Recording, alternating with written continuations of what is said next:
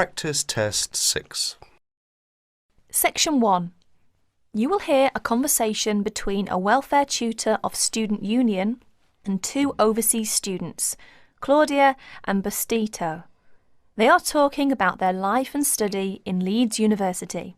First, you have a chance to read questions 1 to 10.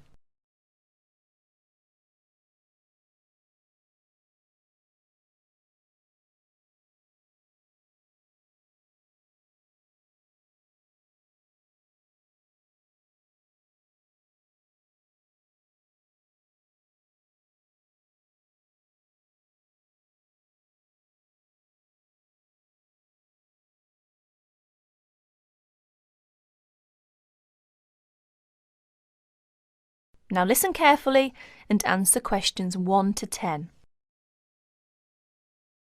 Excuse me, is this Welfare Office of Student Union? We've wandered outside for a long time. Yes, this is the Welfare Office. We're students from Architecture faculty. Our Professor Thompson asked us to come. Ah, yes. You must be Claudia and Bautisto. How are you? Your professor has mentioned your names through the telephone. Fine, thank you. As a welfare tutor, my job is interviewing overseas students and help.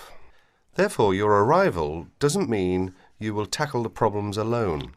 I have a lot of things to ask you. I want to know how you feel about life in Leeds University. Who will be first? Oh, Claudia, please. OK. This is the first semester, isn't it? Could you please tell us what is your first impression about the Leeds University? Well, when I first came to this university, I was struck by how quiet it is here in the evening. The shops close so early. In the States, you can always buy what you want in the evening, but here, shops close before 5:30. Yes, Leeds is supposed to be a quiet place. Where did you live when you first came here? I went to the student hostel. It has a big lounge, recreation room, and most important, I don't have to cook for myself. How is the food there? Do you like English food? It is too bland, but healthy. You can't complain too much when you study abroad. Yes, right. Oh dear. How were the local students? To be frank, it is difficult for me to make many friends with British students. They're rather reserved and cold, not friendly. They seem to keep themselves. Oh, it is a pity. Well, how about the academic courses in the architecture faculty? Well, I'm doing my master's degree in this department. All right. How are you finding your courses? I really love my work. I did pretty well. I've enjoyed the courses, but the lecturers are very busy, and you hardly have contact with them. Well, that doesn't sound good. What is your suggestion to improve your course? Well, in my opinion, I think it is advisable to have regular meetings with lecturers. For example, once a week or a fortnight. Regular meetings. That sounds great. Thank you, Claudia. We will come back to you in a minute, and then we will ask Batisto. Batisto, are you from the Philippines? Manila, to be exact. And how did you feel about the Leeds University when you first came here? Interesting. It is an interesting place. The city is beautiful. Everywhere is green and lush. It is very cool in summer. I like summer here, but the winter is awful. The drizzle is terrible. Everywhere is cold and wet. How about your accommodation? Do you like it? Well, at first I lived with a family. They are friendly. They have twins. They are of the same age as me, and we all like soccer very much. However, it is noisy and difficult to study. Oh, I see. 2 months ago, I moved out of the family and now live in the student dormitory with another 3 students. It is much cheaper. They are very friendly, and I like to live there. And what about your courses? Do you like it? I am doing my bachelor degree. Apart from language difficulties, how do you find out about your studies? Well, but Yes, go on. the main difficulty for me is that the computer centre closes so early, and it is always busy and crowded. Students are fussy about it. It is very difficult for me to practice my work. You are not the only person in that position, but can you reserve the computer room? No, we cannot, but it would help if we could reserve the computer time. Yes, I'll look into that and see if we can improve the things over there. Now let's go back to Claudia. That is the end of section 1. You will have 30 seconds to check your answers.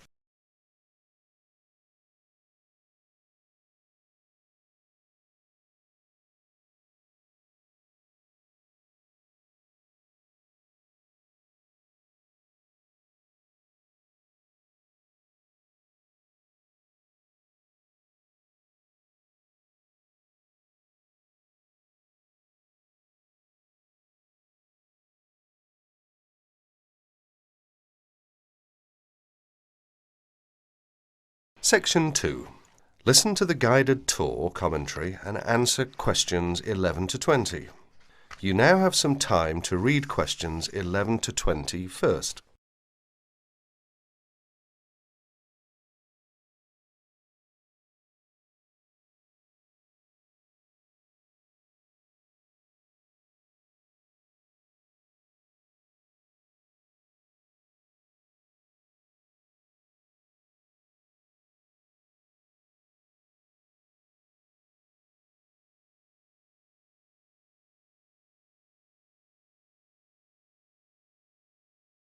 Welcome to the library tour.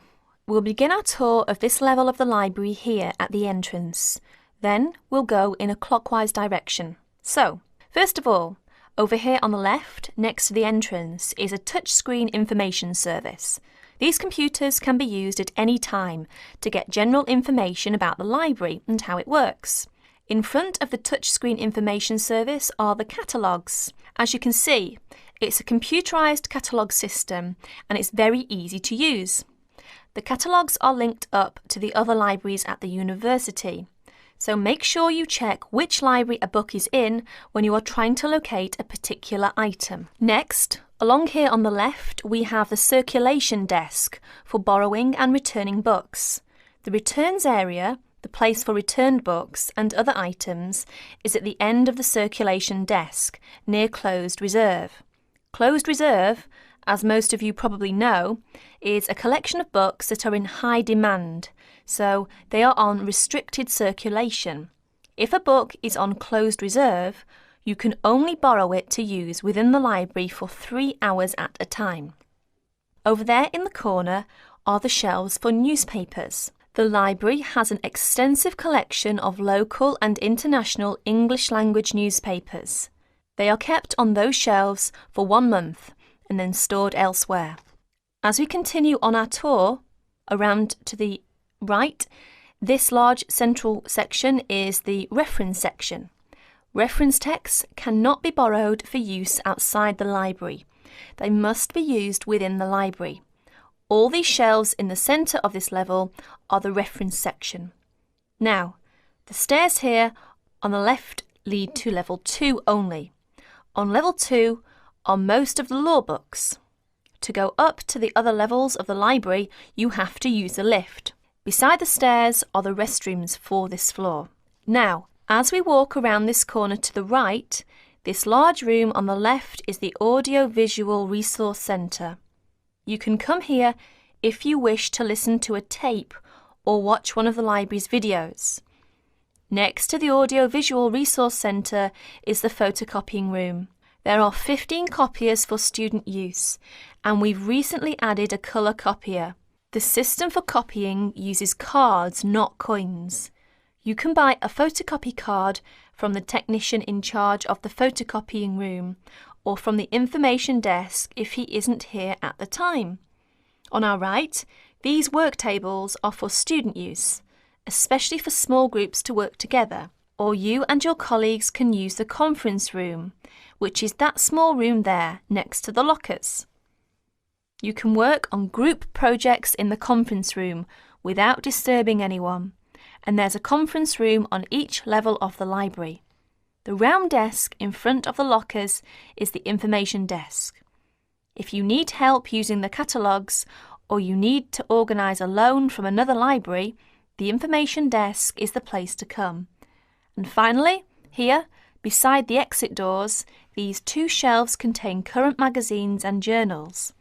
Like the newspapers, they are kept here for a time and then stored elsewhere. OK, that's the end of the tour of this level of the library. I'll leave you to look around yourselves now, and if you need any further help, please ask at the information desk. That is the end of section 2. You will have half a minute to check your answers.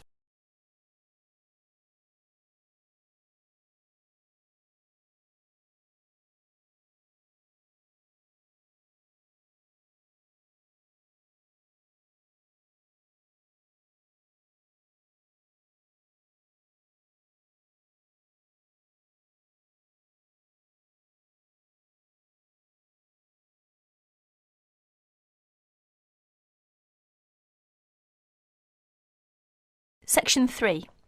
Mr. Jackson, who feels that he is physically unfit, is consulting with his doctor about his health condition. Before you listen to their conversation, you have a chance to read questions 21 to 24.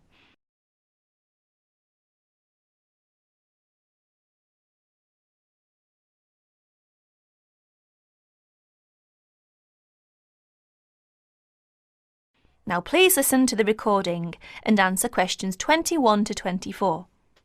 Well, Mr. Jackson, the first and important thing I have to tell you is that there is really nothing seriously wrong with you. Physically, that is. My very thorough re-examination and the analyst's report show that basically you are very fit. Yes, very fit. So, why is it, Doctor, that I'm always so nervy, tense, ready to jump on anybody? My wife, children, colleagues. I think your condition has a lot to do with, shall we call it, way of life, habits? Way of life? Habits? Yes. Now tell me, Mr. Jackson, you smoke, don't you? Yes, I'm afraid I do, Doctor. And rather heavily, I imagine. Well, yes. I smoke, about 40, 50 a day, I suppose. You should do your best to stop, you know. Yes, I see. But, it won't be the first time. I've tried to give up smoking several times, but it's no good. You see, 50 a day is overdoing it, you must admit. You must cut down at least that. Ah, yes. I know that when you're feeling tense, you probably feel that a cigarette relaxes you. But in the long run, I do advise you to make a real effort to quit smoking. Of course, but, well, it's easy to say give it up or cut it down, but, you know. Well, in my opinion, you have no choice. Either you make a real effort or there's no real chance of your feeling better. You see, well, obviously I could prescribe some kind of tranquilizer, but would that help? I'd prefer, and I'm quite sure you'll agree, I'd prefer to see you really back to normal, not just seemingly so.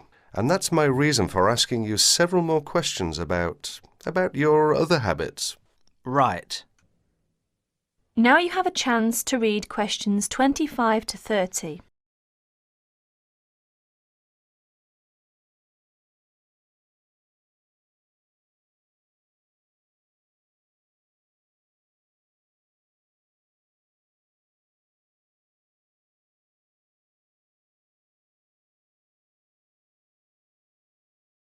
As you listen to more of their conversation, answer questions 25 to 30. Your eating habits, for example. What do you eat normally, during a normal day? Yes, well, I'm a good eater. Yes, I'd say I'm a good eater. Now let's see. Up at 8 in the morning, and my wife has a good breakfast ready. A good breakfast. The usual. A cereal followed by bacon and eggs with fried bread and perhaps a tomato or two. Then toast and marmalade, all washed down with a couple of cups of tea. Yes, I really enjoy my breakfast. Yes, I can see you do, but I'd advise you to eat rather less. We'll come to that later. Go on. Then lunch. No, first brunch. A cup of coffee and a bun at 11. Lunch has to be quick, because there's so much to do in the office about that time. so I have a pint and a sandwich in the pub. All very hurried. Try to be in less of a hurry. But I make up for it in the evening. I get home at about 7. Dinner's around about 8. Yes, my wife's an excellent cook. Excellent. It's usually some meat dish, and we like spaghetti as a first course. Spaghetti, a meat dish, cheese, sweet. But then, at the end of the day, shall we say, then I begin to feel on edge again. Most evenings after dinner we read or watch TV, but I get this terrible feeling of tension. Well, I'm sorry to have to say this because you obviously enjoy your food, but I really do recommend that you eat less, and secondly, that you eat more healthily. Instead of having that enormous breakfast, for example, try to be content with fruit juice and some cereal. I see, but 11 says right. Well, that's all right, but lunch should be more leisurely. Remember, your health is at stake, not your job. As for dinner, I'd advise you to eat a soup, perhaps, with a salad. A salad followed by some fruit. But my wife's cooking is superb, granted, and she probably enjoys preparing delicious meals for you. If you like, I'll have a word with your wife. No, that won't be necessary. Thanks just the same, Doctor, but no. That is the end of section 3. You now have 30 seconds to check your answers.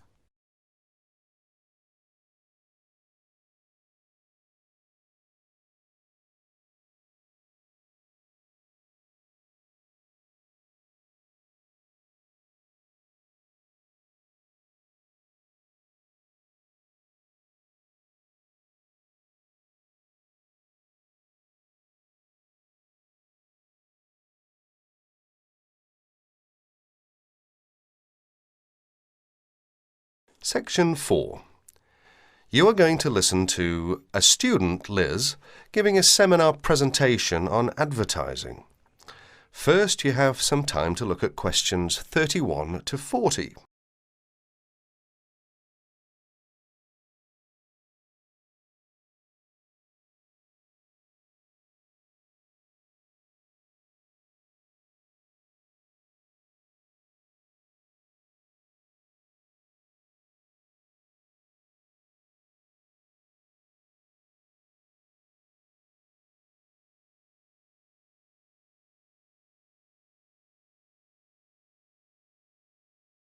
Listen to the talk and answer questions 31 to 40. Today, Liz is going to give her presentation. Liz? For my presentation, I looked at the different forms of advertising, especially at how women are portrayed by the media. So, Liz, tell us what different forms of advertising you looked at. As you can see from the outline on the screen, I looked at a wide variety of different medias, including billboards, television ads, newspapers and, of course, the internet. Oh yes, I almost forgot. I also looked at films. And what was your main finding? Well, I've brought some samples in to show everyone, which I hope will make it a little clearer. But first of all, I'd like to take a look at this first advert, which is from, believe it or not, a popular women's magazine. Now, even though this is a women's magazine, as you can see, women are portrayed in what we might call a submissive role. That is to say, that they are always the ones doing the housework, going shopping or caring for the baby. In fact, you may notice that most adverts concerned with household products, such as cleaning materials, as well as food and baby items, are generally directed at women. Another thing you may notice about the women is that they are nearly always very slim and beautiful, even middle-aged women. None of them are ever shown to be poorly dressed or to be overweight. So, Liz, how are men normally portrayed in these adverts? Well, if you take a look at the next picture, which is in fact from the same magazine, you will notice that men are seen to be strong, powerful and in charge. They give the image of being in charge, being the ones who make the decisions. And generally, they are dressed either in sports clothes, showing their prowess or fitness, or a business suit, which serves to depict their social status. You mentioned that you also looked at films. Do these same images apply to the movie industry?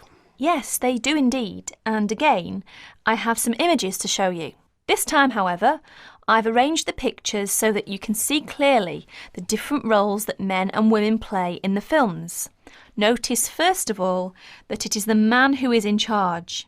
He's the one driving a big, luxurious car and constantly contacting the office on his mobile phone.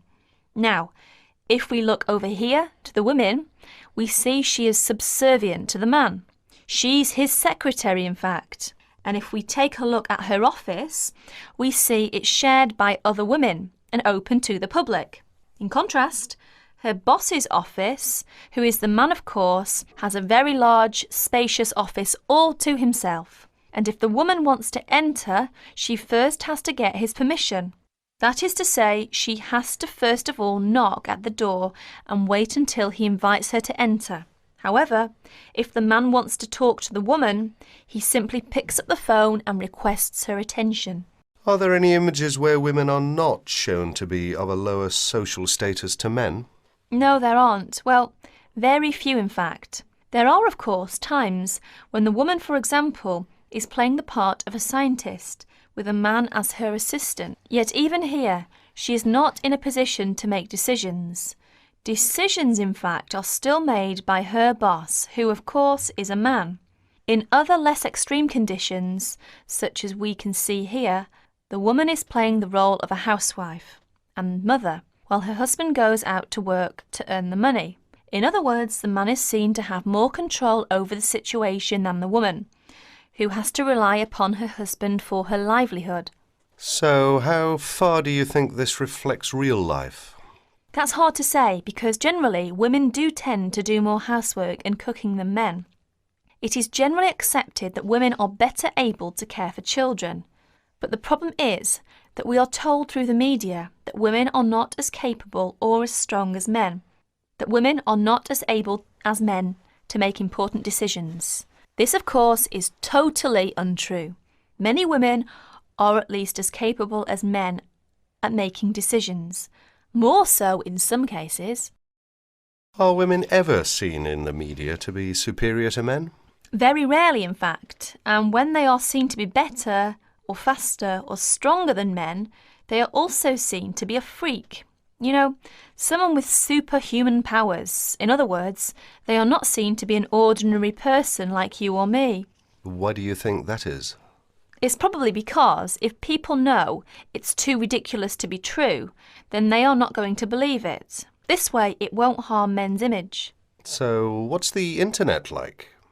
In fact, I think the internet is probably the worst of all the media.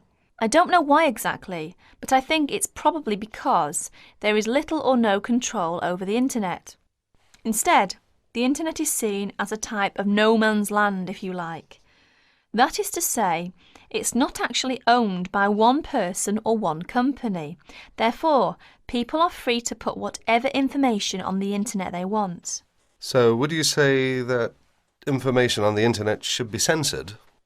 I think there should be some control over the internet because some of the images are dangerous. Dangerous? Yes, indeed. For adults, I guess it's not such a big problem because mature people are able to decide for themselves what to believe and what not to believe. But children are a different matter. They accept information that is presented to them without questioning that information or considering the consequences of believing it. In other words, children believe what they see or what they are told. And how do other people feel about information on the internet? Actually, I carried out a survey to find out other people's opinions. As you can see from this chart, the majority of people over the age of 28 were in favour of restricting the information. It was only people under the age of 20 who really thought that information shouldn't be censored. In fact, only about 8% said that information on the internet should be restricted in some way. Well, thank you, Liz. That was a very interesting topic. And I'm sure that if any of you have any questions, Liz would be more than happy to answer them. That is the end of section 4. You will have half a minute to check your answers.